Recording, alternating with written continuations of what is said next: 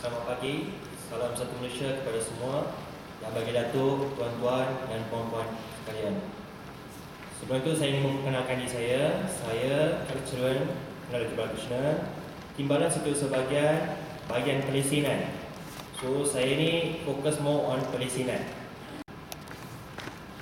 So kenapa kita melakukan perubahan? Kenapa kita nak pindah akta ni? Kalau tuan-tuan lihat, pada sejak 2008-2009 banyak kes-kes alung. Kes Simba Cat Merah, ada yang paling teruk sampai ada yang kena kurung dalam rumah, dirantai. So itu trigger satu chaos among Malaysians. They thinking macam kerajaan tak ada kawalan terhadap pemberi pinjaman ni. So demand dia sudah sangat tinggi.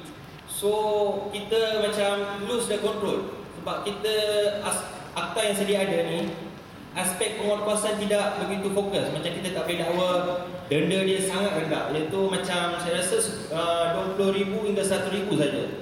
Saya rasa memang sangat rendah lah berbanding dengan kesalahan dilakukan. So keputusan Jabatan Menteri pula pada tahun 2005 telah memutuskan supaya dia baru bermula lah. Dia rasa kita perlu ada satu akta baru dan akta ini diperluaskan ke Sabah dan Sarawak. Dan pada yang paling kemuncak kepada peristiwa ini pada pengumuman bajet 2010, di mana YPPM sendiri telah menyentuh tentang isu jenayah yang dilakukan oleh alung ni.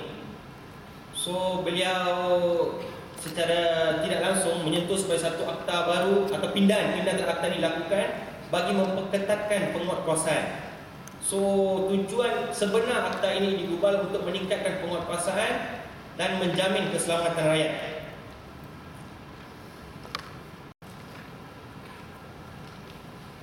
Yang ini tujuan akta.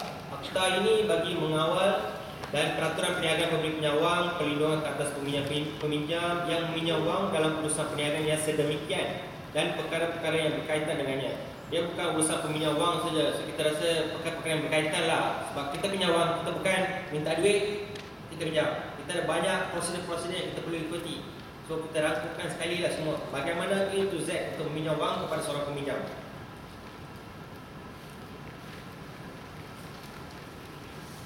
Okey, sebab-sebab pindahan saya dah jelaskan tadi. Wujudnya peningkatan kes peminjam wang haram atau alung. Saya rasa sejak pindahan akta ni dilakukan, kes alung ni banyak kurang kita lihat di surat khabar atau TV.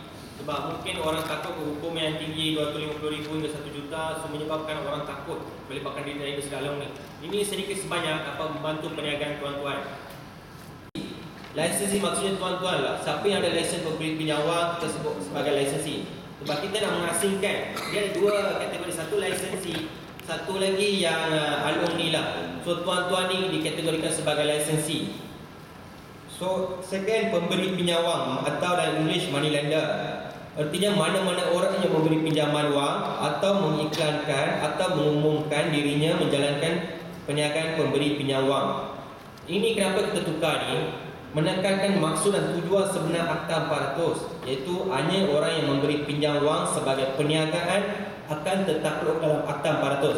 Maksudnya tuan-tuan saja yang akan tertakluk dalam Akta 400. Bagi kes alung sekarang, saya rasa PDRM mengambil langkah lain lah. Dia cuba wujudkan akta, dia cuba macam menahan alung ni bahawa kes ordinan ketenteramawan macam buang daerah. So dia charge on that criminal offence lah. Tuan-tuan ni mostly akan jatuh dalam akta sebab tuan-tuan lisensi yang menjalankan perniagaan pemberi pinjam wang.